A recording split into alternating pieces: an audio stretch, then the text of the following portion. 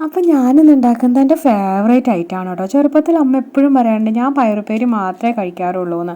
അറിയത്തില്ല, അന്നൊന്നും നമുക്ക് ഹെൽത്തിനെ പറ്റിയൊന്നും വലിയ ധാരണ ഇല്ലാത്തത് കൊണ്ടും ഇന്നിപ്പോൾ നല്ല ധാരണയുള്ളത് കൊണ്ടും പിള്ളേർക്കൊക്കെ ഞാൻ കൊടുക്കാറുണ്ട് കേട്ടോ എല്ലാ ഫുഡും.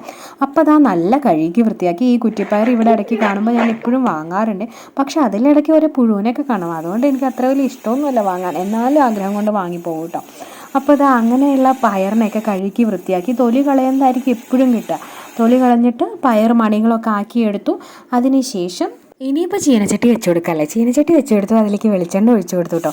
നമ്മുടെ പഴയ റെസിപ്പീസിനൊക്കെ വെളിച്ചെണ്ണ തന്നെ നല്ലത്. അപ്പോൾ ഞാൻ വെളിച്ചെണ്ണ ഒഴിച്ചു കൊടുത്തു, പിന്നെ കടുകിട്ട് പൊടിച്ചു, പിന്നെ ഞാൻ കുറച്ച് ചെറിയുള്ളി, നല്ല ഉപ്പേരിയൊക്കെ വെക്കണമെങ്കിൽ ഉപ്പേരി നല്ല ടേസ്റ്റ് കൂടെ അമ്മ എപ്പോഴും പറയാറ് ചെറിയുള്ളി യൂസ് ചെയ്യുന്നത്. പക്ഷേ മഴ കൊണ്ട് ചെറിയുള്ളിയൊന്നും ഞാൻ നേരാക്കാറൊന്നുമില്ല. പക്ഷേ ഇപ്പോൾ ഞാൻ എൻ്റെ ഫേവറേറ്റ് ഐറ്റംസ് ഒക്കെ ഉണ്ടാക്കുമ്പോൾ ചെറിയുള്ളിയൊക്കെ യൂസ് ചെയ്യും കേട്ടോ.